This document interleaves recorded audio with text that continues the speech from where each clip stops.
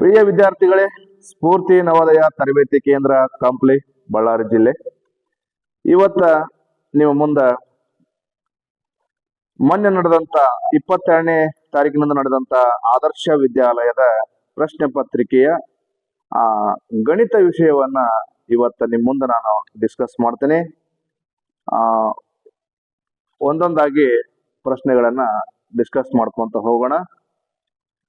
ಮೊದಲದಾಗಿ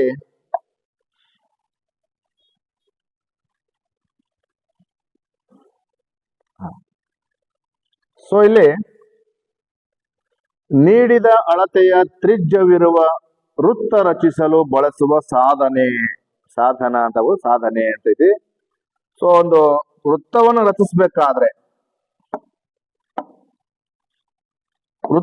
ರಚಿಸಬೇಕಾದ್ರೆ ಯಾವ ಇನ್ಸ್ಟ್ರೂಮೆಂಟ್, ಈ ಕಂಪಾಸ್ ಪೆಟ್ಟಿಗೆಯಲ್ಲಿ ಒಂದು ಇನ್ಸ್ಟ್ರೂಮೆಂಟ್ ಅನ್ನ ನಾವು ಉಪಯೋಗಿಸ್ತೀವಿ. ಯಾವುದು? ಇದು ಡಿವೈಡರ್. ಇಲ್ಲಿ ಮೇಲೆ ಕನ್ನಡ ಪ್ರಶ್ನೆ ಇದೆ, ಕೆಳಗಡೆ ಇಂಗ್ಲಿಷ್ ಇದೆ. ಇಂಗ್ಲಿಷ್ ಮಾಧ್ಯಮದವರು ಇಂಗ್ಲಿಷ್ ನಲ್ಲಿ the instrument use to draw circle of given radius is ಅಂತ ಕೇಳ್ತಾನ. ಅದಕ್ಕೆ ತ್ರಿಜ್ಯವನ್ನು ಇಲ್ಲೊಂದಿರ್ತಕ್ಕಂಥ ಒಂದು ತ್ರಿಜ್ಯವನ್ನು ರಚನೆ ಮಾಡಬೇಕಾದ್ರೆ ಏನ್ ನಾವು ಇನ್ಸ್ಟ್ರೂಮೆಂಟ್ ಅನ್ನ, ಕಂಪಾಸ್ ಆಗಿರ್ತಕ್ಕಂಥ ಇನ್ಸ್ಟ್ರೂಮೆಂಟ್ ಅನ್ನ ನಾವು ಯೂಸ್ ಮಾಡ್ತೀವಪ್ಪ ಅಂತಂದ್ರೆ ವಿಭಾಜಕ ಅಂತ. ಅಂದ್ರೆ ಈಗ ಎರಡು ಡಿವೈಡರ್ ಅಂತ ಇರ್ತೈತಿ, ಡಿವೈಡರ್ ಅಂತ ಕರಿತೀವಿ, ವಿಭಾಜಕ ಅಲ್ಲ. ನೆಕ್ಸ್ಟ್ ಕೋನಮಾಪಕ ಅಂತಂದ್ರೆ ಸೂರ್ಯನ ಟೈಪ್ ಇರ್ತದೆ, ಅರ್ಧ ಚಂದ್ರಾಕೃತಿ ಇರುತ್ತಲ್ಲ, ಅದು ಕೋನಮಾಪಕ. ಆನಂತರ ಬಳೆ ಅಂದ್ರೆ ಗೊತ್ತು ನಿಮಗೆ, ಆದ್ರೆ ಸರಿಯಾದ ಉತ್ತರ ಕೈವಾರ. ಒಂದ್ ಕಡೆ ಸೀಸ್ ಪೆನ್ಸಿಲ್ ಹಾಕ್ತಿವಿ, ಒಂದ್ ಕಡೆ ಚೂಜ್ ಇದಿರ್ತೈತಿ ನೋಡಪ್ಪ, ಅದ್ರಲ್ಲಿ ಹಿಂಗ್ ರೌಂಡ್ ಆಗಿ ಎಳೆಯಲ್ವಾ ನಾವು. ಅದಕ್ಕೆ ನಾವು ತ್ರಿಜ್ಯವನ್ನ, ಇದಕ್ಕೆ ತ್ರಿಜ್ಯ ಅಂತ ಕರಿತೀವಿ. ಒಂದು ವೃತ್ತದಿಂದ ಎಳೆಯುವಂತ ರೇಖೆಗೆ ತ್ರಿಜ್ಯ ಅಂತ ಕರಿತೀವಿ. ಅದಕ್ಕೆ ಇದು ಸರಿಯಾದಂತ ಉತ್ತರ, ಕೈವಾರ ಸಹಾಯಕ. ವಿಭಾಜಕ ಅಂತ ಅಂದ್ರೆ ಅದೇನ್ ಯಾವತ್ತೂ ಯೂಸ್ ಮಾಡಲ್ಲ ನಾವು ಅದನ್ನ. ಆದ್ರೆ ಕೋನಮಾಪಕ ಅಂತಂದ್ರೆ ಕೋನಗಳನ್ನ ಅಳಿಬೇಕಾದ್ರೆ ನಾವು ಕೋನಮಾಪಕನ ಯೂಸ್ ಮಾಡ್ತೀವಿ. ಆನಂತರ ಬಳೆ ಅಂತಂದ್ರೆ ಸುಮ್ನೆ ಒಂದು ವೃತ್ತ ಹಾಕ್ಲಿಕ್ಕೆ ಬಳೆ ಯೂಸ್ ಮಾಡ್ತೀವಿ. ಬಳೆ ಅಂತ ಪ್ರಶ್ನೆ ಇದೆಯಲ್ಲ, ಸುಮ್ನೆ ಒಂದು ಹಿಂಗ್ ಹಿಡ್ಕೊಂಡು ವೃತ್ತ ಹಾಕಕ್ ಬಳೆ ಯೂಸ್ ಮಾಡ್ತೀವಿ. ಆದ್ರೆ ತ್ರಿಜ್ಯವನ್ನ ನಾವು ಅಳಿಬೇಕಲ್ಲ, ತ್ರಿಜ್ಯ ಅಳಿಬೇಕಾದ್ರೆ ಕಂಪಲ್ಸರಿ ನಾವು ಅದನ್ನ ಅಳೆದು ಕೈವಾರ ಸಹಾಯದಿಂದ ಅದನ್ನ ವೃತ್ತ ಹಾಕ್ತಿವಂತ. ಓಕೆ, ನೆಕ್ಸ್ಟ್ ಕ್ವಶನ್ ತಗೊಂಡ್ರೆ, ನೆಕ್ಸ್ಟ್ ಕ್ವಶನ್ ಏನಿದೆ? ನೆಕ್ಸ್ಟ್ ಕ್ವಶನ್, ಸೆಕೆಂಡ್ ಒಂದು ಕ್ವಶನ್, ಬಣ್ಣ ಹಚ್ಚಿರುವ, ಎರಡು ಇದೆ ಇಲ್ಲಿ ಕ್ವಶನ್ಗಳು ಎರಡು ಅದಾವ. ಒಂದ್ ಸೈಡ್ ಇಂಗ್ಲಿಷು, ಒಂದ್ ಸೈಡ್ ಕನ್ನಡ ಇದೆಯಪ್ಪ. ಇಲ್ಲೈತಿ ನೋಡ್ರಿ, ಏನ್ ಪ್ರಶ್ನೆ? ಚಿತ್ರದಲ್ಲಿ ಬಣ್ಣ ಹಚ್ಚಿರುವ ಭಾಗದ ಭಿನ್ನರಾಶಿಯ ರೂಪ 7/16 ಆಗಿದೆ. ಈ ಭಿನ್ನರಾಶಿಯ ಸಮಾನ ಭಿನ್ನರಾಶಿಗಳು ಅಂತ ಇದೆ. ಇದೊಂದು ನಿಮಗೆ ಒಂದು ಪ್ರಶ್ನೆ ಬರುತ್ತೆ. ಇದೇನು ಇಲ್ಲಿ ಕಾಣ್ತದೆ ಕಣ್ಣಿಗೆ ಚೌಕ, ಇದು ಏನಾಗಿದಪ್ಪ ಅಂತಂದ್ರೆ ಟೋಟಲ್ 16 ಬಾಕ್ಸ್ಗಳು ಅದಾವ. ಆ 16 ಬಾಕ್ಸ್ಗಳಲ್ಲಿ 7 ಬಾಕ್ಸ್ಗಳನ್ನ 1 2 3 4 5 6 7 8 9 ಇವು ಅದಾವ. ಇವು ಕರಿವು 1 2 3 4 5 6 7 ಅದಾವ. ಅಂದ್ರೆ 7 ಬಾಕ್ಸ್ಗಳಿಗೆ ಬಣ್ಣ ತುಂಬಿದಾನೆ. ಆಮೇಲೆ ಬಣ್ಣ ತುಂಬಲಾರ್ದ ಬಾಕ್ಸ್ 9 ಅದಾವ. ಎಲ್ಲ ಸೇರಿಸಿದ್ರೆ 16 ಬಾಕ್ಸ್. ಅದನ್ನ ಏನ್ ಮಾಡ್ಯಾನ, ಭಿನ್ನ ರಾಶಿಯಲ್ಲಿ ಬರ್ದಾನ. ಆದ್ರೆ ಈ ಬಣ್ಣ ಹಚ್ಚಿದ ಭಾಗ ಇದರ ಸಮಾನ ಭಿನ್ನ ರಾಶಿ ಅಂತ ಪ್ರಶ್ನೆ ಕೇಳೋಣ. ಇಕ್ವಾಲಿವೆಂಟ್ ಫ್ರಾಕ್ಷನ್ಸ್, ಇದರ ಸಮಾನ ಭಿನ್ನ ರಾಶಿ ಯಾವಪ್ಪ ಅಂತಂತ ಕೇಳ್ತಾನ ಇಲ್ಲಿ. ಅವಾಗ ನಾವ್ ಏನ್ ಮಾಡ್ತೀವಿ ಅಂದ್ರೆ ನೋಡ್ರಿ, ಸಮಾನ ಭಿನ್ನ ರಾಶಿಗಳು 7 ಎಳೆ 14, 7 3 21, 7 4 28, 16 ಎಳೆ 32, 16 3 48, 16 4 64. ಹಿಂಗ ಮಲ್ಟಿಪಲ್ ಆಗಿ ನಾವು ಅವರ ಅಂಕಿಗಳನ್ನ ಈಗ 7ರಿಂದ ಮಲ್ಟಿಪಲ್ ಅಂದ್ರೆ 7ರ ಗುಣಕ 14, 7 ಎಷ್ಟಲೇ 14, 7 ಎಡ್ಲೆ 14 ಅಂದ್ರೆ 16 ಎಡ್ಲೆ 32. ಮೇಲೆ ಅಂಶಕ್ಕ ಎಷ್ಟರಿಂದ ಗುಣಾಕಾರ ಮಾಡಿದ್ರೆ ಛೇದಕ್ಕೂ ಅಷ್ಟರಿಂದ ಗುಣಾಕಾರ ಮಾಡ್ಬೇಕು. ಹಾಗಾಗಿ ಇಲ್ಲಿ ಏನ್ ಹೇಳ್ತಾನ, 14 28 ಅಂತ ಹೇಳ್ತಾನ. ಆಮೇಲೆ ನೋಡ್ರಿ ಇಲ್ಲಿ ಸ್ವಲ್ಪ ಇದು ಇಲ್ಲಿ ಹಾಕಿ ಕೊಟ್ಟಿದೆ ನೋಡಿ ನಿಮಗೆ.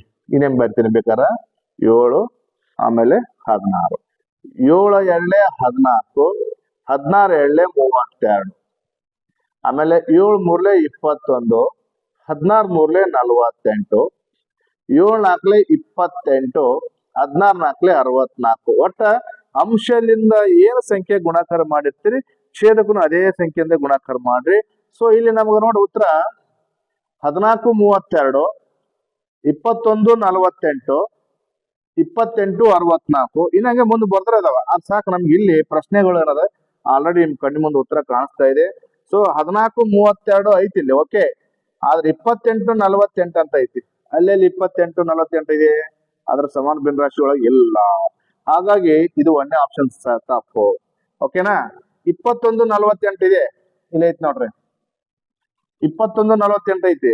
ಆದ್ರೆ 35 80 ಅಂತಂದ್ರೆ 7 ಎಷ್ಟಲೇ 35, 7 5 35, 7 5 35, 16 5 ಎಷ್ಟು 16 5 80.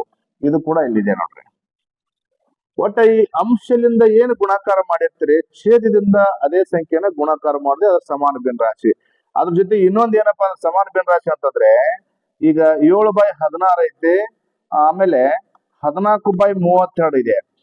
ಏನಪ್ಪಾ ಅಂದ್ರೆ ಇಲ್ಲಿ ಸಮಾನ ಭಿನ್ನರಾಶಿ ಹೆಂಗ್ ಕಂಡುಹಿಡಿದಪ್ಪ ವಿದ್ಯಾರ್ಥಿಗಳೇ ಅಂದ್ರೆ ಇವೆರಡು ಗುಣಾಕಾರ ಮಾಡ್ಬೇಕು ನೀವು. ಕ್ರಾಸ್ ಮಲ್ಟಿಪ್ಲಿಕೇಶನ್ ಅಂತ ಕರಿತೀವಿ ನಾವು. ಓರೆ ಗುಣಾಕಾರ ಮಾಡ್ಬೇಕು. ಓರೆ ಗುಣಾಕಾರ ಮಾಡ್ಬೇಕು. ಹಿಂಗ ಗುಣಾಕಾರ ಮಾಡಿದಾಗ ಈ ಎರಡು ಕಡೆ ಆನ್ಸರ್ ಸೇಮ್ ಬರ್ತದ. ಏನು ನೋಡೋಣ. 14 × 16, 16 ನಾಲ್ಕಲೆ 64, ಬೆಲೆ ಬಂತ 6, 16ರಲ್ಲಿ 6 6 22, 224 ಬಂತು. ಹಿಂಗ ಆಮೇಲೆ 32 ಒಳ್ಳೆ 32 × 7, 7 ಎಳೆ 14, ಬೆಲೆ ಬಂತು 7 3 21 1 22, 224. ನೋಡ್ರಿ, ಅಂದ್ರೆ ಸಮಾನ ಭಿನ್ನರಾಶಿ ಹೌದು ಅಲ್ಲ ಅಂತ ನೋಡ್ಕೋಬೇಕಾದ್ರೂ ಕೂಡ ಎರಡು ಕ್ರಾಸ್ ಮಲ್ಟಿಪ್ಲಿಕೇಶನ್ ಗುಣಾಕಾರ ಮಾಡಿದಾಗ ಇದು 224 ಬಂತು, ಇದು 224 ಬಂತು. ಈ ರೀತಿ ಬಂದಾಗ ಅದು ಸಮಾನ ಭಿನ್ನರಾಶಿ ಅಂತ ನಾವು ಹೇಳ್ತೀವಿ. ಓಕೆ, ಸಮಾನ ಭಿನ್ನರಾಶಿ ಗೊತ್ತು ಮಾಡ್ಕೋಬೇಕಾದ್ರೆ ಈ ರೀತಿ ಇರುತ್ತೆ. ಅದಕ್ಕೆ ಈ ಸಮಾನ ಭಿನ್ನರಾಶಿ ಯಾವ್ದಪ್ಪ ಅಂದ್ರೆ ಬಿ ಆನ್ಸರ್ ಸೈಡ್ ಇರುತ್ತೆ. ಯಾಕಂದ್ರೆ ಇಲ್ಲಿ 7 16 14 23 ಇಲ್ಲೇ ಇಲ್ಲ, 16 ಮಗ್ಗಿ ಒಳಗ 23 ಇಲ್ಲ. ಹಾಗಾಗಿ ಸರಿಯಾದ ಉತ್ತರ ಯಾವ್ದಪ್ಪ ಅಂದ್ರೆ ಬಿ ಆಗುತ್ತೆ. ಓಕೆ, ಹಂಗ ನೆಕ್ಸ್ಟ್ ಕ್ವಶನ್ ಇದೆ. ಹಾಗೆ ಏನು, ಒಂದು ಗಡಿಯಾರದಲ್ಲಿ ಸಮಯ 3 ಗಂಟೆ 5 ನಿಮಿಷ ಆಗಿದೆ. ಒಂದು ಗಡಿಯಾರ ಗೊತ್ತು ನಿಮಗೆ, ನಿಮ್ಮ ಹತ್ರ ಗಡಿಯಾರ ಇರುತ್ತೆ, ಅದರಲ್ಲಿ 3 ಗಂಟೆ 5 ನಿಮಿಷ ಆಗ್ಯದ. ಆ ಗಡಿಯಾರದ ಮುಳ್ಳುಗಳಲ್ಲಿ ಉಂಟಾಗೋ ಕೋನ ಯಾವುದು ಅಂತ ಬರ್ತದೆ ನೋಡ್ರಿ. ಚಿತ್ರ ಹಾಕ್ತೀನಿ ನಿಮಗೆ. ಇದು ಗಡಿಯಾರ. 12 6 9 3 3 ಗಂಟೆ ದೊಡ್ಡ ಮುಳ್ಳು 3 ಗಂಟೆಗೆ ಇರುತ್ತೆ. ಯಾವುದು ದೊಡ್ಡದು. ಆಮೇಲೆ 1 2 4 5 7 8 10 11 ಈ ತರ ಗಡಿಯಾರದಲ್ಲಿ ಸಂಖ್ಯೆಗಳು ಇರ್ತವೆ ನಿಮಗೆ. ಸೊ ಇಲ್ಲಿ 3 ಗಂಟೆ 5 ನಿಮಿಷ ಅಂತಂದ್ರೆ ದೊಡ್ಡ ಮುಳ್ಳು ಸೆಕೆಂಡ್ ಮುಳ್ಳು ಇಲ್ಲಿ ಇರುತ್ತೆ. ಗಂಟೆ ಮುಳ್ಳು 3 ಗಂಟೆಗೆ ಇರುತ್ತೆ, ಸೆಕೆಂಡ್ ಮುಳ್ಳು 5 ನಿಮಿಷ ಅಂತಂದ್ರೆ 1ಕ್ಕೆ ಇರ್ತದೆ. ಓಕೆನಾ? ಹಿಂಗಿದ್ದಾಗ ಏನಕ್ಕಂದ್ರೆ ಈ ಎರಡು ಕೋನಗಳ ನಡುವೆ ಎಷ್ಟು ಡಿಗ್ರಿ ಮೊದಲು ನಮ್ಗೆ ಗೊತ್ತಾಗಬೇಕು. ಯಾವಾಗಲೂ ಇನ್ನೊಂದು ಗಡಿಯಾರದಲ್ಲಿ ನಿಮ್ಗೆ ಹೇಳಿದೆ, ಗಡಿಯಾರದೊಳಗಡೆ ಕೋನಗಳು ಯಾವ ರೀತಿ ಇರ್ತಾವಪ್ಪ ಅಂದ್ರೆ ಒಂದು ಸಂಖ್ಯೆಯಿಂದ ಇನ್ನೊಂದು ಸಂಖ್ಯೆಯ ನಡುವಿನ ಕೋನ ಎಷ್ಟು ಇರ್ತದಪ್ಪ ಅಂತಂದ್ರೆ 30 ಡಿಗ್ರಿ ಇರ್ತೈತಿ. ಈ ಸಂಖ್ಯೆಯಿಂದ ಈ ಸಂಖ್ಯೆ ಎಷ್ಟು ಡಿಗ್ರಿ ಇರ್ತಂದ್ರೆ 30 ಡಿಗ್ರಿ ಇರ್ತೈತಿ ಕೋನ. ಹಂಗಾರೆ ಇಲ್ಲಿಂದ ಇಲ್ಲಿ 30 ಎರಡು ಸೇರಿಸಿದ್ರೆ ಟೋಟಲ್ 60 ಡಿಗ್ರಿ ಆಯ್ತು. ಅಂದ್ರೆ ಈ 3 ಗಂಟೆ 5 ನಿಮಿಷ ಸಮಯ ಆಗಿದೆಯಪ್ಪ ಅಂತಂದ್ರೆ ಅಲ್ಲಿ 60 ಡಿಗ್ರಿಯ ಕೋನ ಉಂಟಾಗ್ತದೆ. 60 ಡಿಗ್ರಿಯ ಕೋನ ಯಾವ್ದಪ್ಪ ಅಂತಂದ್ರೆ ಕೋನಗಳಲ್ಲಿ ಮೊದಲು ಬರ್ತಕ್ಕಂಥದ್ದು 0 ಡಿಗ್ರಿಯಿಂದ 90 ಡಿಗ್ರಿವರೆಗೆ ಇರ್ತಕ್ಕಂಥ ಕೋನ ಲಘು ಕೋನ. ಹೌದಾ?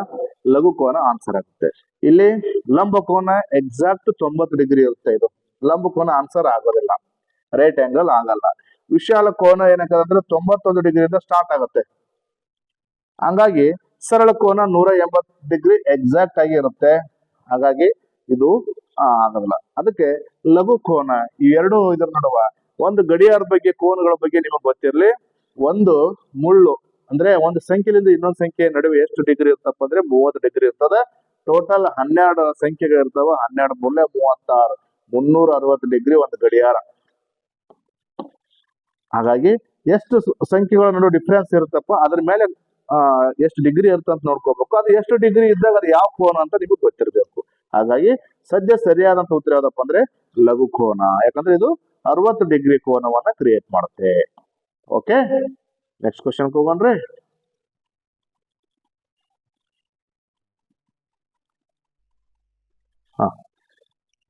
ನೆಕ್ಸ್ಟ್ ಇಲ್ಲೊಂದು ಪ್ರಶ್ನೆ ಇದೆ ನಿಮಗೆ.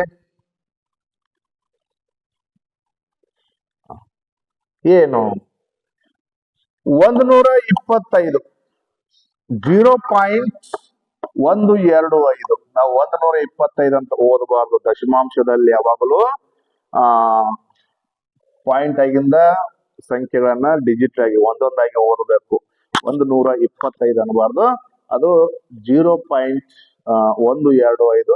ಇದರ ಭಿನ್ನ ರಾಶಿಯ ರೂಪ ಅಂತ ಅಂದ್ರೆ ದಶಮಾಂಶ ಸಂಖ್ಯೆಯನ್ನ ಭಿನ್ನ ರಾಶಿಯಲ್ಲಿ ಪರಿವರ್ತನೆ ಮಾಡೋದು.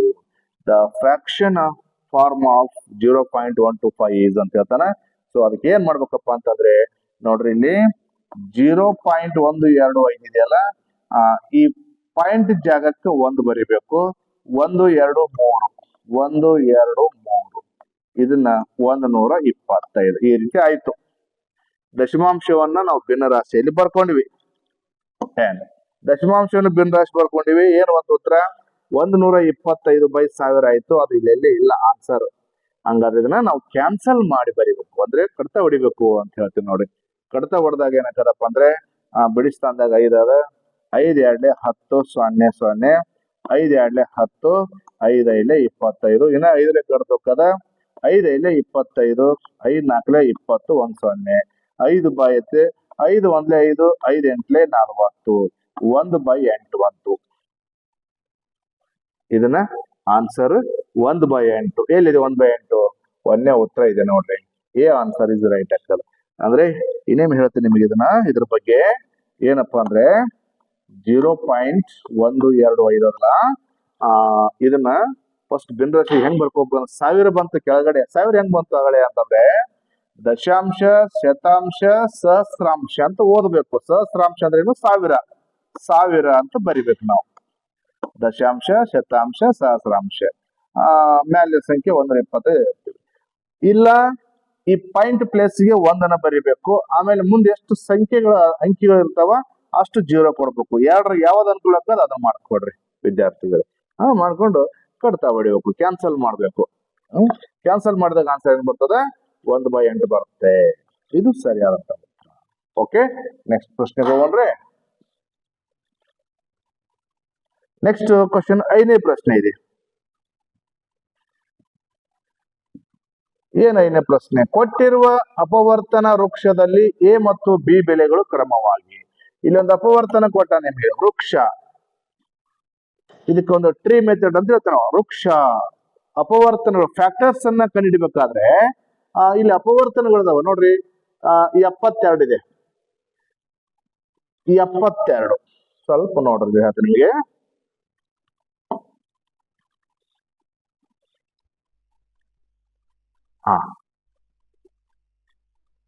ಇದೊಂದು ಚೂರ್ ನೋಡ್ರಿ. ಈ 72 ಏನಿದೆಯಲ್ಲ, 8 ಐತಿ ಇಲ್ಲಿ. ಓಕೆ, 8 ಎಷ್ಟಲೇ 72? 8 ಎಷ್ಟಲೇ 72 ಅಂದ್ರೆ 8 9 72.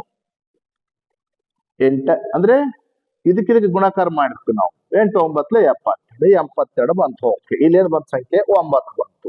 ಆ ನಂತರ ಇವೆರಡು ಕೂಡ 3 3 ಅಂದ್ರೆ 3 × 3 9. ಓಕೆ ಆಯ್ತಲ್ಲ. ಈಗ 8 9 72 ಇಲ್ಲಿ ಸಿಕ್ತು. ಇನ್ನು ಬಿ ಬೆಲೆ ಇಲ್ಲಿ ನೋಡು, ಬಿ. ಈ ಬಿ ಬೆಲೆ ಅಂತಂದ್ರೆ 8 ಅದ. 8ಕ್ಕ 2 ಎಷ್ಟಲೇ 8? 2 4 8. ಅಂದ್ರೆ ಬಿ ಬೆಲೆ ಏನು ಬಂತಪ್ಪ ಅಂದ್ರೆ 4 ಬಂತು. ಎ ಬೆಲೆ 9 ಬಂತು. ಇಲ್ಲಿ ಏನು ಪ್ರಶ್ನೆ ಐತಿ? ಇಲ್ಲಿ ಪ್ರಶ್ನೆ ಏನಪ್ಪಾ ಅಂತಂದ್ರೆ ಎ ಮತ್ತು ಬಿ ಬೆಲೆ ಎಷ್ಟು ಅಂತ ಕೇಳೋಣ. ಎ ಮತ್ತು ಬಿ ಬೆಲೆ ಕೇಳೋಣ. ಇಲ್ಲಿ ಎ ಬೆಲೆ ಎಷ್ಟು ಬಂತು? 9 ಬಂತು. ಬಿ ಬೆಲೆ ಎಷ್ಟು ಬಂತು? 4 ಬಂತು. ಹಂಗಾಗಿ 9 ಮತ್ತು 4 ನೋಡ್ರಿ. ಪ್ರಶ್ನೆ ನೋಡ್ರಿ, ಇಲ್ಲಿ ಎಷ್ಟು ಮಜಾ ಇದೆ. ಇಲ್ಲಿ 4 ಮತ್ತು 9 ಐತೆ. ಇಲ್ಲಿನೂ ಪ್ರಶ್ನೆ 4 9 ಐತೆ ಆನ್ಸರ್. ಆದ್ರೂ ಒಂದೇ ಉತ್ತರ ತಪ್ಪು. ಯಾಕೆ ತಪ್ಪಪ್ಪ ಅಂತಂದ್ರೆ ಎರಡನೇ ಆನ್ಸರ್ ಸರಿ. ಯಾಕೆ ಎರಡನೇ ಆನ್ಸರ್ ಸರಿಯಪ್ಪ ಅಂತಂದಾಗ ಫಸ್ಟ್ ಎ ಬೆಲೆ ಬೇಕು ನಮಗ. ಎ ಬೆಲೆ ಎಲ್ಲೈತಿ? ಇಲ್ಲಿದೆ. ಅದಕ್ಕೆ 9 ಫಸ್ಟ್ ಬರಿತೀವಿ. ಆ ನಂತರ ಬಿ ಬೆಲೆ 4. ಅದಕ್ಕೆ 9 4 ಆನ್ಸರ್. ಎರಡನೇ ಉತ್ತರ ಸರಿ ಆಗುತ್ತೆ. ಓಕೆನಾ? ನೋಡಿ, ಇಲ್ಲಿ 4 9 ಐತಿ, ಇಲ್ಲಿ 4 9 ಐತಿ. ಆದ್ರೆ ಉತ್ತರ ಇಷ್ಟೇ ವ್ಯತ್ಯಾಸ. ಏನಪ್ಪಾ ಅಂದ್ರೆ ಎ ಬೆಲೆ ಫಸ್ಟ್ ಬರಬೇಕು. ಅದಕ್ಕೆ ಎ ಬೆಲೆ ಏನೈತಿ 9, ಅದಕ್ಕೆ 9 ಫಸ್ಟ್ ಬರಬೇಕು. ಬಿ ಬೆಲೆ ಯಾಕಂದ್ರೆ ಕ್ರಮವಾಗಿ ಅಂತ ಐತಿ ನೋಡ್ರಿ ಪ್ರಶ್ನೆ. ಇಲ್ಲಿ ಕ್ರಮವಾಗಿ ಅಂತ ಪ್ರಶ್ನೆ ಇದೆ. ಹಾಗಾಗಿ ಅದನ್ನ ನಾವು ಆದ್ರೂ ಪ್ರಶ್ನೆ ಪ್ರಕಾರ ಆನ್ಸರ್ ಹೋಗ್ಬೇಕು. Okay, next question ಹೋಗೋಣ್ರಿ.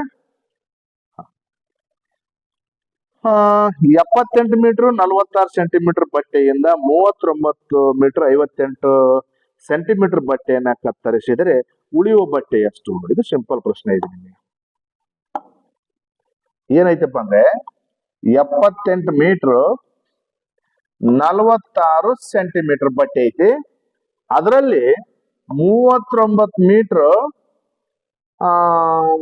58 ಸೆಂಟಿಮೀಟರ್ ಅನ್ನ ಬಟ್ಟೆನ ಕತ್ತರಿಸಬೇಕಂತಂದ್ರೆ ತೆಗೆದಾಗ ಎಷ್ಟು ಉಳಿತೈತಿ ಅಂತಂದ ಮೈನಸ್ ಮಾಡ್ಬೇಕಾಗೈತಿ.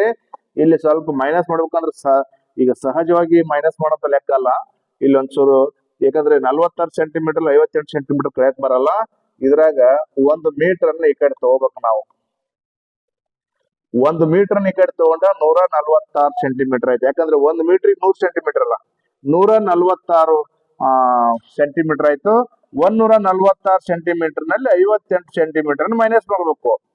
16 8 ಕಾದ್ರೆ 8, 13 5 ಕಾದ್ರೆ 8, 88 ಸೆಂಟಿಮೀಟರ್ ಉಳಿತಿದ್ದು ಯಾವುದು ಈ ಕಡೆ. ಇಲ್ಲಿ 78 ಒಂದು ಉಳಿದಾಗ 77 ಉಳಿತೈತಿ ಇಲ್ಲಿ. ಅವಾಗ 77ರಲ್ಲಿ 39 ಮೈನಸ್ ಮಾಡಬೇಕು. 17 9 ಕಳೆದ್ರೆ 8, 7 ಕಳೆದ್ರೆ 38. ಅಂದ್ರೆ ಇಲ್ಲಿ 38 ಮೀಟರ್ ಬಟ್ಟೆ ಉಳಿತು. 38 ಮೀಟರ್ ಪ್ಲಸ್ 88 ಸೆಂಟಿಮೀಟರ್ ಬಟ್ಟೆ ಉಳಿತು. ಎಲ್ಲೈತೆ? 38 88. ಒಂದನೇ ಉತ್ತರ ಸರಿ ನೋಡ್ರಿ. 38 ಮೀಟರ್ 88 ಮೀಟರ್ ಬಟ್ಟೆ. ಇಲ್ಲಿ ಮೈನಸ್ ಮಾಡ್ಬೇಕಾದ್ರೆ ಬಹಳ ಕೇರ್ಫುಲ್ ಆಗಿ, ಸುಮ್ಮನೆ ಕ್ಯಾಜುವಲ್ ಆಗಿ ಮೈನಸ್ ಮಾಡೋಂತ ಲೆಕ್ಕ ಮಾಡ್ತೀವಿ, ಆ ರೀತಿ ಮಾಡೋದಲ್ಲ. ಅದ ಏನ್ ಮೀಟರ್ ಸೆಂಟಿಮೀಟರ್ ಅಲ್ಲ, ಅದ್ರ ಪ್ರಕಾರ ಮೈನಸ್ ಮಾಡ್ಬೇಕು. ನಾನು ಇಲ್ಲಿ ನೋಡ್ರಿ, ಇದ್ರ 1 ಮೀಟರ್ ಈ ಕಡೆ ಕ್ಯಾರಿ ತಗೊಂಡೆ ನಾನು. ಅಂದ್ರೆ 1 ಮೀಟರ್ ಅಂದ್ರೆ ಏನು? 100 ಸೆಂಟಿಮೀಟರ್. ಇದು ಸೆಂಟಿಮೀಟರ್ ಬಂದಾಗ ಸೆಂಟಿಮೀಟರ್ ನಲ್ಲಿ ಕನ್ವರ್ಟ್ ಆಗುತ್ತೆ. ಹಾಗಾಗಿ ಸರಿ ಅಂತ ಉತ್ತರ ಇದು. ನೆಕ್ಸ್ಟ್ 7ನೇ ಪ್ರಶ್ನೆ. ಒಂದು ಆಯತಾಕಾರದ ಉದ್ಯಾನವನದ ವಿಸ್ತೀರ್ಣ 126 ಮೀಟರ್ ಸ್ಕ್ವೇರ್ ಇದೆ. ಅದರ ಉದ್ದ 14 ಮೀಟರ್ ಆದ್ರೆ ಅಗಲ ಎಷ್ಟು? ಇದು ಸಿಂಪಲ್ ಪ್ರಶ್ನೆ ಐತಿ ನಿಮಗೆ. ಏನು ಆಯತಾಕಾರ ಉದ್ಯಾನ ಅಂತಂದ್ರೆ ಒಂದು ಗಾರ್ಡನ್ ಅಥವಾ ಒಂದು ಗ್ರೌಂಡ್. 126 ಮೀಟರ್ ಸ್ಕ್ವೇರ್ ಐತಿ. ಅದರಲ್ಲಿ ಒಂದು ಉದ್ದ 14 ಮೀಟರ್ ಇದ್ರೆ ಅಗಲ ಎಷ್ಟು ಅಂತಂದಾಗ ಇದಕ್ಕೆ 14ರಿಂದ ನಾವು ಕಡ್ತಾ ಹೊಡಿಬೇಕು. ಇದಕ್ಕೆ ಸೂತ್ರ ಐತಿ, ನಾವು ಸೂತ್ರ ಪ್ರಕಾರ ಕೂಡ ಮಾಡ್ತೀವಿ. ಅದ್ ಹೇಳ್ತಾನ ಸೂತ್ರ ಪ್ರಕಾರ ಅಂದ್ರೆ ಸೂತ್ರ ವಿಸ್ತೀರ್ಣ ಡಿವೈಡೆಡ್ ಬೈ ಉದ್ದ. ಏನ್ ಕಂಡಿಡಿಯೋದು? ಅಗಲ ಕಂಡಿಡಿಬೇಕಾದ್ರೆ ಸೂತ್ರ ಅಗಲ ಈಕ್ವಲ್ ಟು ವಿಸ್ತೀರ್ಣ ಬೈ ಉದ್ದ ಅಂತ ಸೂತ್ರ. ನಾವು ಅಂದ್ರೆ ಉದ್ದ ಕಂಡಿಡಿಬೇಕಾದ್ರೆ ವಿಸ್ತೀರ್ಣ ಬೈ ಅಗಲ ಅಂತ ಇರುತ್ತೆ. ಹಂಗಾಗಿ ಈ ಉದ್ದದಿಂದ ವಿಸ್ತೀರ್ಣಕ್ಕೆ ಭಾಗಾಕಾರ ಮಾಡಿದ್ರೆ ಏನ್ ಬರ್ತಾ? 14 1 14, 14 9 126. ಹಾಗಾದ್ರೆ ಅದರ ಉದ್ದ 14 ಆದ್ರೆ ಅಗಲ ಎಷ್ಟು ಬರ್ತಪ್ಪ ಅಂದ್ರೆ 9 ಮೀಟರ್ ಬರುತ್ತೆ.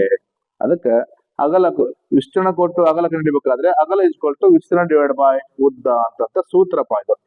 ಸೂತ್ರಗಳು ಬಂದ್ರೆ ನಿಮಗೆ ಲೆಕ್ಕ ಈಜಿಯಾಗಿ ಬರುತ್ತೆ. ಹಾಗಾಗಿ ಸರಿಯಾದ ಉತ್ತರ C answer is right. Okay, next question ಹೋಗೋಣ್ರಿ. ಇಲ್ಲೊಂದು ಗ್ರಾಫ್ ಇದೆ ನೋಡ್ರಪ್ಪ. ಗ್ರಾಫ್ ಗೊತ್ತಲ್ಲ, ಪಿಕ್ಟೋಗ್ರಾಫ್ ಅಂತ ಕರಿತೀವಿ.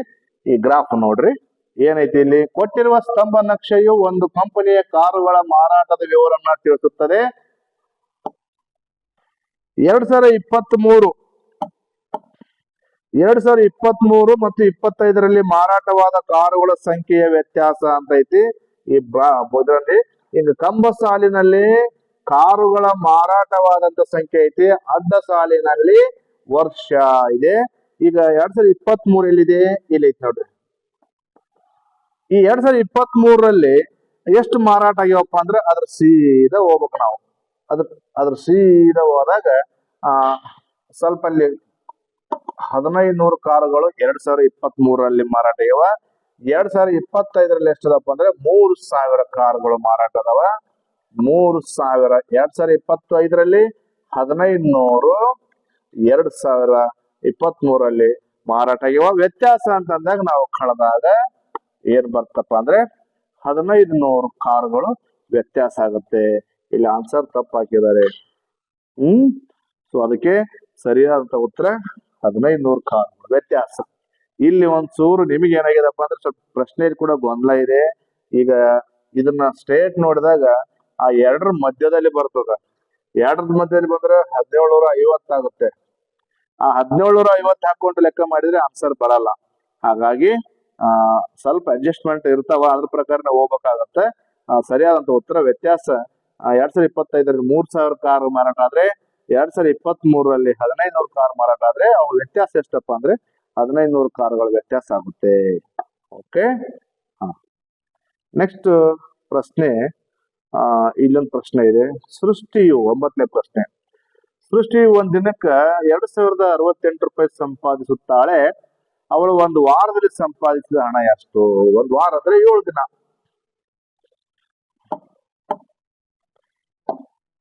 2068 ರೂಪಾಯಿ ಹಾಕಿ ಒಂದು ದಿನಕ್ಕೆ ಸಂಪಾದನೆ ಮಾಡಿದ್ರೆ 7 ದಿನ ಅಂದ್ರೆ ಒಂದು ವಾರದಲ್ಲಿ ಸಂಪಾದನೆ ಅಂತ ಕೇಳಿದ್ರೆ ಒಂದು ವಾರಕ್ಕೆ ಎಷ್ಟು? 7 ದಿನ ಆಗುತ್ತೆ.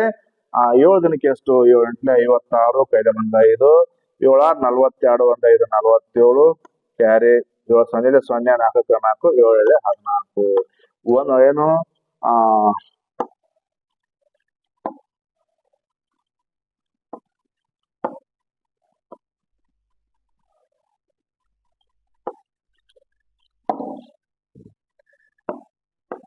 68, 7 × 56, 7 × 42, 1 47, 4 × 4, 7 14.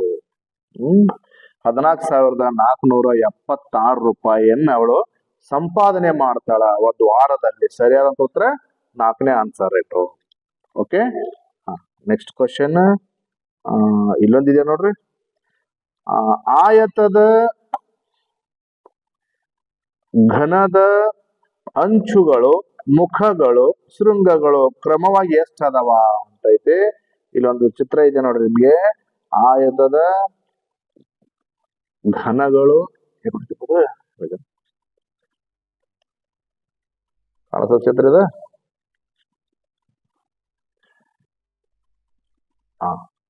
ಆಯತ ಘನ, ಇಲ್ಲೊಂದು ಘನ ಇದೆ ನೋಡ್ರಿ, ಘನಾಕೃತಿ ಇದೆ ನೋಡ್ರಿ.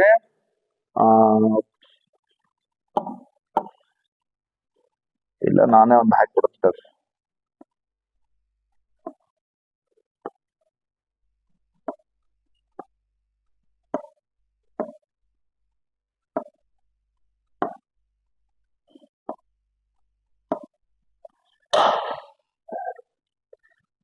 ಎರಡು ಯಾವ್ದು ಕಾಣುತ್ತ ನೋಡ್ರಿ. ಶೃಂಗಗಳು ಅಂತಂದ್ರೆ ಫಸ್ಟ್ ನಾವ್ ಏನ್ ನೋಡ್ಕೊತೀವಿ ಇಲ್ಲಿ. ಫಸ್ಟ್ ಏನ್ ಹೆಸರು ಕೊಟ್ಟಾನ? ಅಂಚುಗಳು ಕೊಟ್ಟಾನ. ಅಂಚು ಅಂದ್ರೆ ದಂಡೆ, ಎಡ್ಜ್ ಅಂತೀವಲ್ಲ. ಯಾವ್ದು ಇದಕ್ಕ ಎಡ್ಜ್, ದಂಡೆ ಅಂತ ಕರಿತೀವಿ ನಾವು. ನಿಮ್ ಭಾಷೆದಾಗ ಏನ್ ಕರಿತೀರಿ ಗೊತ್ತಿಲ್ಲ. ಎಡ್ಜ್ ಎಷ್ಟ್ ಅದಾವಪ್ಪ ಅಂತಂದ್ರೆ ಮೇಲ್ಗಡೆ 4 ಅದಾವ, ಈ ಕಡೆ ಸೈಡ್ 4, ಹಿಂದ್ಗಡೆ 4, ಕೆಳಗಡೆ 4, ಟೋಟಲ್ 12 ಅಂಚುಗಳು ಬರ್ತಾವ. ದಂಡೆ ಎಡ್ಜ್ ಅಂತ ಕರಿತೀವಿ. 12 ದಂಡೆಗಳು ಇದಕ್ ಬರ್ತಾವ. ಆನಂತರ ಶೃಂಗಗಳು. ಶೃಂಗ ಅಂತಂದ್ರೆ ಈ ಮೂಲಿ 1 2 3 4 5 6 7 8 ಶೃಂಗಗಳು ಅಂತ ಕರಿತೀವಿ. ಕಾರ್ನರ್ ಅಂತ ಹೇಳ್ತೀವಿ ನಾವು, ಮೂಲಿ ಅಂತ ಹೇಳ್ತೀವಲ್ಲ ನಾವು. ಅವು ಎಷ್ಟದಪ್ಪ ಅಂದ್ರೆ 8 ಅದಾವ. ಓಕೆನಾ. ಇನ್ನು ಮುಖಗಳು, ಫೇಸ್, ಮುಖಗಳು ಅಂತ ಕೇಳಿ ನಾವು. ಮುಖಗಳು ಎಷ್ಟಪ್ಪ ಅಂತಂದ್ರೆ ಈ ಕಡೊಂದು ಇದ್ರ ಅಪೋಸಿಟ್ ಇರ್ತದ, ಮೇಲೆ ಕೆಳಗೆ ಸೈಡ್. ಅಂದ್ರೆ ಒಂದು ಎಕ್ಸಾಂಪಲ್ ಹೇಳ್ತೀನಿ ನಿಮಗೆ ಘನದ ಬಗ್ಗೆ. ಒಂದು ಟ್ರಂಕ್, ನಿಮ್ ಮನೆಯಾಗ ಒಂದು ಟ್ರಂಕ್ ಇರುತ್ತೆ ನೋಡ್ರಿ. ಆ ಟ್ರಂಕ್ ಗಳಿಗೆ ಆ ಕೆಳಗಡೆ ಒಂದು ಮುಖ ಮೇಲೆ ಒಂದು ಮುಖ ಇರ್ತದ, ಎದುರುಗಡೆ ಎರಡು ಕಡೆ ಸೈಡ್ ಒಂದು ಮುಖ, ಟೋಟಲ್ ಹಿಂಗ 6 ಮುಖಗಳು. ಅದು ಆಯತ ಘನ ಇರ್ಲಿ ಚೌಕ ಘನ ಇರ್ಲಿ ಮುಖಗಳು 6 ಇರ್ತಾವ. ಆಮೇಲೆ ಶೃಂಗಗಳು ಎಷ್ಟು 8 ಇರ್ತಾವ. ಅಂಚು ದಂಡೆ ಅಂತ ಇರ್ತೀವಲ್ಲ ಅವು 12 ಇರ್ತಾವ. ಹಂಗಾಗಿ ಇಲ್ಲಿ ಸರಿಯಾದಂತ ಉತ್ತರ ಫಸ್ಟ್ ಅಂಚುಗಳು ಎಷ್ಟದವ 12 ಕ್ರಮವಾಗಿ ಹೋಗ್ಬೇಕಾಗ್ಯದ. ಅಂಚುಗಳು 12. ನೆಕ್ಸ್ಟ್ ಯಾವ್ದು ಮುಖ ಐತಿ, ಮುಖ 6, ಆಮೇಲೆ ಶೃಂಗಗಳು 8. ಸರಿಯಾದಂತ ಉತ್ತರ ಬಿ ಆನ್ಸರ್ ಇದು ರೈಟ್ ಆಗುತ್ತೆ. ನೆಕ್ಸ್ಟ್ 11ನೇ ಪ್ರಶ್ನೆ ಇದೆ. ಏನ್ ಪ್ರಶ್ನೆ ಅಂದ್ರೆ ಇರ್ಷದ್ ಅಂತಕ್ಕಂಥ ಹೆಸರದು. ಇರ್ಷದ್ನ ವಾರ್ಷಿಕ ಆದಾಯ 2,68,305 ಆಗ್ಯದ. ಅದರಲ್ಲಿ 1,74,596 ಖರ್ಚು ಮಾಡಿದ್ರೆ ಅವನ ಹತ್ರ ಎಷ್ಟು ಉಳಿತೈತಿ ಅಂತ ಕೇಳ್ಯಾನ. ಎಷ್ಟಪ್ಪ ಅಂದ್ರೆ 2,68,305 ಅವನ ವಾರ್ಷಿಕ ಒಂದ್ ವರ್ಷಕ್ಕೆ ಆದಾಯ. ಅದರಲ್ಲಿ 1,74,596 ರೂಪಾಯಿ ಖರ್ಚು ಮಾಡ್ತಾನ. ಇದು ಖರ್ಚು, ಸಾರಿ ಮೈನಸ್. ಅಂದ್ರೆ ಎಷ್ಟು ಉಳಿತಾಯ ಮಾಡ್ತಂದ್ರೆ ಕಳಿಬೇಕು. 9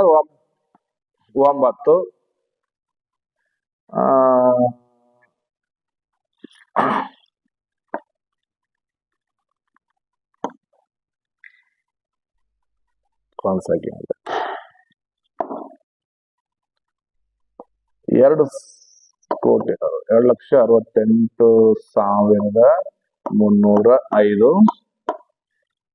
ಅದರಲ್ಲಿ 1,74,596 ರೂಪಾಯಿ ಏನ್ ಮಾಡ್ತಾನ ಮೈನಸ್ ಮಾಡ್ತಾನ. ಇಲ್ಲಿ ನಾವು ಏನ್ ಮಾಡ್ತೀವಿ ಕ್ಯಾರಿ ತಗೊಂತೀವಿ. 15 1 15 9 ಇಲ್ಲಿ 0 ಉಳಿದು 9 0. ಆಮೇಲೆ ಇಲ್ಲಿ 2 ಉಳಿತದ 12 ಕಳೆದ್ರೆ 7, ಆಮೇಲೆ 7 ಕಳೆದ್ರೆ 3, ಆಮೇಲೆ 6 7 ಆಗಲ್ಲ 16 7 ಕಳೆದ್ರೆ 9 0.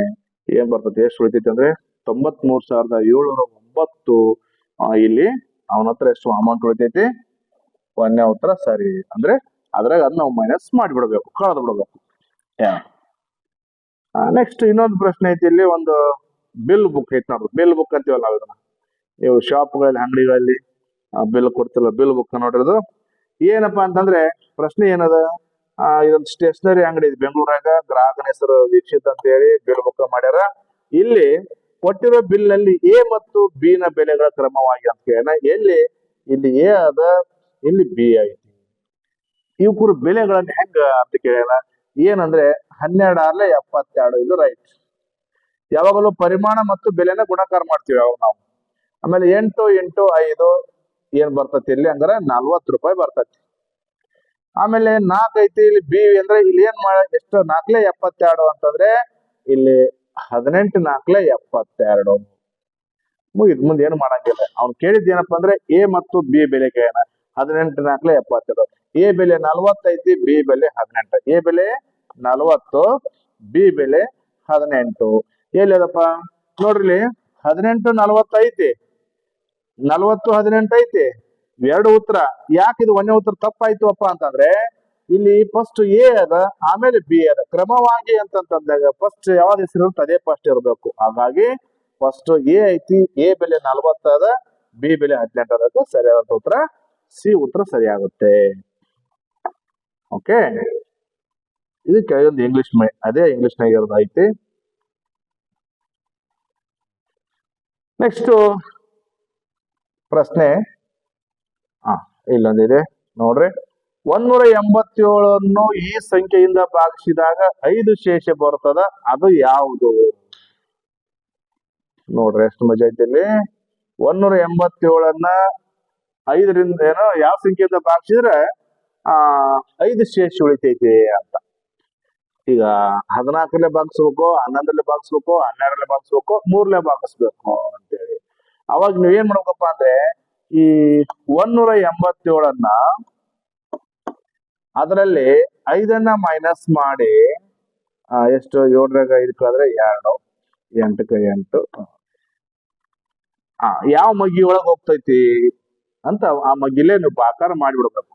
ಡೈರೆಕ್ಟ್ ಆಗಿ ಕಡ್ತ ಹೋಗ್ತೈತಿ. ಇಲ್ಲ ಇದ್ರದ್ದು ಬಾಕರ್ ಮಾಡಿ ಆ ಏನು ಶೇಷ ಉಳಿತಾ ಇದೆ, ಬಾಕರ್ ಮಾಡಿದ್ರೆ ತಾನೇ ಶೇಷ ಉಳಿತದೆ. ಈಗ ಏನ್ ಇಲ್ಲ, ಡೈರೆಕ್ಟ್ ಆಗಿ ಈಗ ಆಲ್ರೆಡಿ ಆನ್ಸರ್ ಕೊಟ್ಟ ನಿಮಗೆ.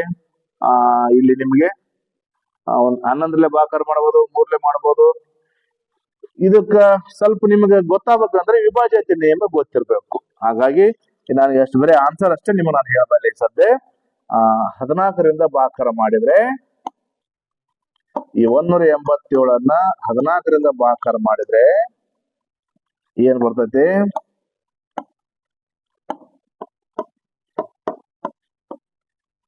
ಶೇಷ 14 1 14, 4 ಉಳಿತು. 14 3 42, ಸಾರಿ 7 ಅಲ್ಲದು, 7 5, ಇಲ್ಲ 5 ಶೇಷ ಉಳಿತು. ನೀವು ಏನ್ ಮಾಡಕಪ್ಪ ವಿದ್ಯಾರ್ಥಿಗಳೇ, ಒಂದೊಂದರ ಬಾಕರ್ ಮಾಡ್ಕೊತಾನೆ ಹೋಗ್ಬೇಕಾಗತ್ತೆ ನೀವು. ಇದು ವಿಭಾಜ್ಯತೆ ನಿಯಮ ಪ್ರಕಾರವಾದ್ರೆ ಬಹಳ ಈಸಿ ಆಗ್ತದ. ವಿಭಾಜ್ಯತೆ ನಿಯಮ ಪ್ರಕಾರ ನಿಮ್ಗೆ ಅದು ಗೊತ್ತಿರಲ್ಲ. ಯಾಕಂದ್ರೆ ವಿಭಾಜ್ಯತೆ ನಿಯಮ ಅದ್ರ ಬಗ್ಗೆ ನಿಮಗೆ ಮಾಹಿತಿ ಇರಲ್ಲ. ಹಾಗಾಗಿ ಏನ್ ಮಾಡ್ಬೇಕು, ನಿಮ್ಗೆ ಈಸಿಯಾಗಿ ಏನ್ ಮಾಡ್ಬೇಕು ಅಂದ್ರೆ, ಒಮ್ಮೆ ಈ ಸಂಖ್ಯೆಗೆ ಒಮ್ಮೆ 14ರಿಂದ ಬಾಕರ್ ಮಾಡ್ರಿ, ಒಮ್ಮೆ 11ರಿಂದ ಬಾಕರ್ ಮಾಡ್ರಿ, ಒಮ್ಮೆ 12ರಲ್ಲಿ, ಒಮ್ಮೆ 3ರಲ್ಲಿ ಬಾಕರ್ ಮಾಡಿಬಿಡ್ರಿ. ಅದಾಗ್ತದೆ. ಮಾಡಿ ನೋಡಿದ್ರೆ ನಿಮ್ಗೆ ಉತ್ತರ.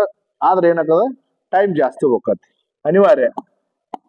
ವಿಭಾಜ್ಯತೆ ನಿಮಗೆ ಗೊತ್ತಿತ್ತಪ್ಪ ಅಂತಂದ್ರೆ ನಿಮ್ಗೆ ಈಸಿಯಾಗಿ ನೀವು ಅದನ್ನ ಇದು ಮಾಡ್ಕೊಂತೀರಿ. ನೆಕ್ಸ್ಟ್ ಕ್ವಶನ್ ಏನಪ್ಪ ಅಂದ್ರೆ, ಖುಷಿ ಮತ್ತು ಸಾನ್ವಿಯ ಒಟ್ಟು ವಯಸ್ಸು 27 ವರ್ಷ 8 ತಿಂಗಳಾಗ್ಯದ. ಸಾನ್ವಿಯ ವಯಸ್ಸು 13 ವರ್ಷ 9 ತಿಂಗಳಾದ್ರೆ ಖುಷಿಯ ವಯಸ್ಸು ಎಷ್ಟು ಅಂತಂತ ಅಂದ್ರೆ, ಅವ್ರಿಬ್ರು ವಯಸ್ಸು ಕೊಟ್ಟಾನ, ಅದ್ರ ಒಬ್ಬರು ಕೊಟ್ಟಾನ ಅಂತ ಅದನ್ನ ಕಳೆದು ಬಿಟ್ರೆ ಇನ್ನೊಬ್ರು ಸಿಗತೈತಪ್ಪ.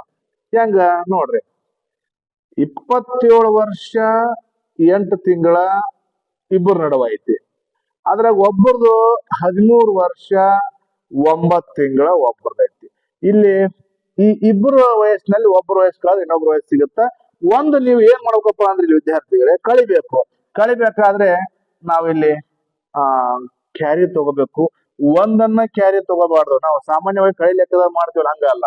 ಇಲ್ಲಿ 1 ವರ್ಷ ಕ್ಯಾರಿ ತಗೋಬೇಕು. 1 ವರ್ಷ ಅಂತಂದ್ರೆ ಏನು, 12 ತಿಂಗಳ ಕ್ಯಾರಿ ತಗೋಬೇಕು ನಾವಿಲ್ಲಿ. 12 ತಿಂಗಳ ಪ್ಲಸ್ ಇದೊಂದು 8 ತಿಂಗಳ, 12 8 ಎಷ್ಟಾಯ್ತು? 20 ತಿಂಗಳಾಯ್ತು. ಈ 20 ತಿಂಗಳಲ್ಲಿ ಇದನ್ನ ಕಳಿಬೇಕು. 20ರಲ್ಲಿ ಇದನ್ನ ಕಳೆದಾಗ ಎಷ್ಟು ಹೋಯ್ತು? 11 ತಿಂಗಳು ಹೋಯ್ತು. ಇಲ್ಲಿ 27 ಏನು ವರ್ಷ ಐತಲ್ಲ, 1 ವರ್ಷ ಈ ಕಡೆ ಹೋಗಿರ್ತದಲ್ಲ, ಇಲ್ಲಿ 26 ಉಳಿತೈತೆ. 16 3 ಸಾರಿ 6 3 ಕಳೆದ್ರೆ 3, ಆನಂತರ 2 1 ಕಳೆದ್ರೆ 1. ಏನಕ್ಕದಪ್ಪ ಅಂದ್ರೆ 13 ವರ್ಷ 11 ತಿಂಗಳ. ಎಲ್ಲಿದೆ? ಇಲ್ಲಿ ಆನ್ಸರ್ ತಪ್ಪು ಹಾಕಿದ್ದಾರೆ. ಅವ್ರು ಯಾರು ಹಾಕಿರೋಣ ಆಲ್ರೆಡಿ, ಅದು ಯಾರೋ ಒಬ್ರು ಹಾಕಿದ್ದು. ಏನಾಗುತ್ತೆ? 13 ವರ್ಷ 11 ತಿಂಗಳ ಸರಿಯಾದಂತ ಉತ್ತರ ಇದು ಆಗುತ್ತೆ. ಏನ್ ಮಾಡಿರ್ತಾರಂದ್ರೆ ಇದ್ರ ಪ್ರಕಾರ ಕಳೆದಿರ್ತಾರ ಅವ್ರು. ಅದಕ್ಕಿಲ್ಲಿ 27 ವರ್ಷ 8 ತಿಂಗಳು ಐತಲ್ಲ, ಅದ್ರಲ್ಲಿ 13 ವರ್ಷ 9 ತಿಂಗಳ, 8ರಲ್ಲಿ 9 ಕಳೆಯಕ್ ಬರಲ್ಲ. ಆಮೇಲೆ ಅದ್ರ 18 ಅನ್ಬಾರ್ದು. ಇಲ್ಲಿ ನೋಡ್ರಿ, ಇಲ್ಲಿ ಉತ್ತರ ಯಾಕೆ ತಪ್ಪಾಗ್ಯಾರ ಅಂತ ಹೇಳ್ತೀನಿ, ಏನ್ ಹೇಳ್ತೀನಿ ನೋಡ್ರಿ ನಿಮಗೆ. ಏನ್ ಮಾಡ್ಯಾರಪ್ಪ ಅಂತಂದ್ರೆ, ಉತ್ತರನ 27 ವರ್ಷ 8 ತಿಂಗಳ ಅಂತ ಐತಿ, ಅದ್ರಲ್ಲಿ 13 ವರ್ಷ 9 ತಿಂಗಳ ಅಂತ ಐತಿ ನೋಡ್ರಿ. ಏನ್ ಮಾಡ್ಯಾರ ಇಲ್ಲಿ, ಒಂದು ಕೈಲೆ ತಗೊಂಡಾನ. ಒಂದ್ ಕೈಲೆ ತಗೊಂಡು 18ರಾಗ 9 ಕಳೆದ್ರೆ 9 ಅಂತ ಮಾಡ್ಯಾರ. ತಪ್ಪದು. ಒಂದ್ ಕೈಲೆ ಬರಲ್ಲ. ಇಲ್ಲಿ ತಿಂಗಳ ವರ್ಷ ಅಂತ ಬಂದಾಗ ಅದ್ರ ಪ್ರಕಾರ ಹೋಗ್ಬೇಕಾಗತ್ತ. ಅದಕ್ಕಿಲ್ಲಿ ಇದ್ರಲ್ಲಿ 1 ವರ್ಷ ಈ ಕಡೆ ತಗೋಬೇಕು. 1 ವರ್ಷ ಅಂತಂದ್ರೇನು, 12 ತಿಂಗಳು ತಗೋಬೇಕು ನಾವು.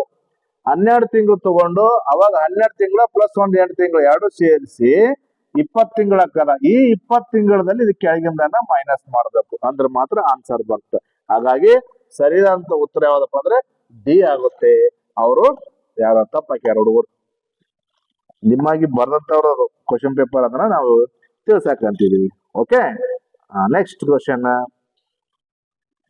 ಏನು, ಕೆಳಗಿನವುಗಳಲ್ಲಿ 10ರಿಂದ 40 ಸಂಖ್ಯೆಗಳ ನಡುವಿನ 6ರ ಅಪವರ್ತ್ಯಗಳು.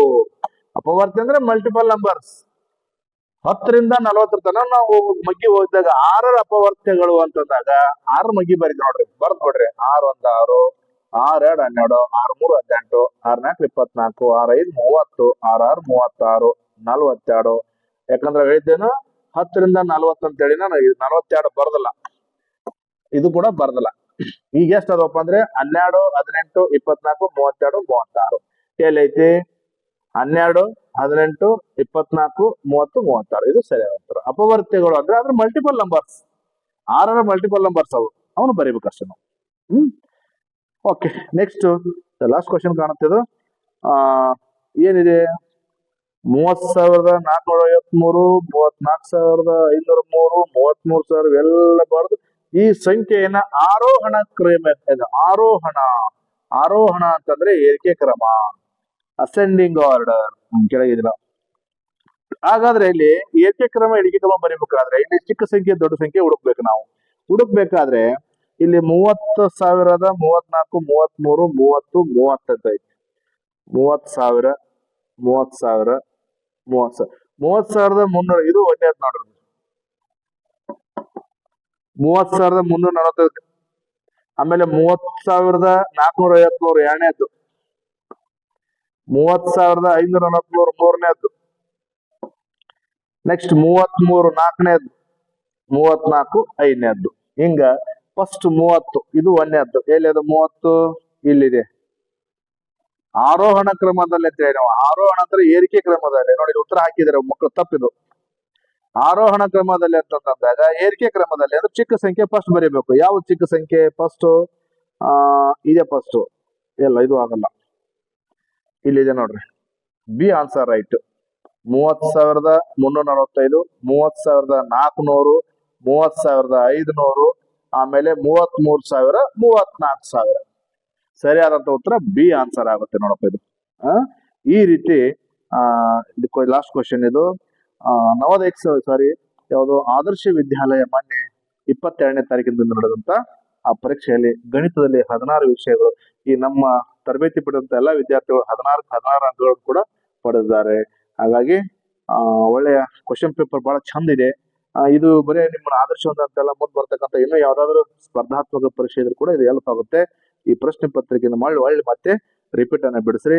ಈ ಪ್ರಶ್ನೆ ಪತ್ರಿಕೆಯನ್ನು ನಾವು ನಮ್ಮ ಶಾಲೆಯ ಯೂಟ್ಯೂಬ್ ಚಾನಲ್ ನಲ್ಲಿ ಸ್ಫೂರ್ತಿ ನವೋದಯ ತರಬೇತಿ ಕೇಂದ್ರ ಕಂಪ್ಲಿ ಅಂತೇಳಿ ಒಂದು ಯೂಟ್ಯೂಬ್ ಚಾನಲ್ ಇದೆ. ಆ ಚಾನಲ್ ಅಪ್ಲೋಡ್ ಮಾಡ್ತೀವಿ. ಒಳ್ಳೆ ರಿಪೀಟ್ ನೋಡ್ರಿ, ಪ್ರಾಕ್ಟೀಸ್ ಮಾಡ್ರಿ. ಮುಂದಿನ ಯಾವುದೇ ಒಂದು ತರಬೇತಿಯ ಆಮೇಲೆ ಸ್ಪರ್ಧಾತ್ಮಕ ಪರೀಕ್ಷೆಗೆ ನಿಮಗೆ ಹೆಲ್ಪ್ ಆಗುತ್ತೆ.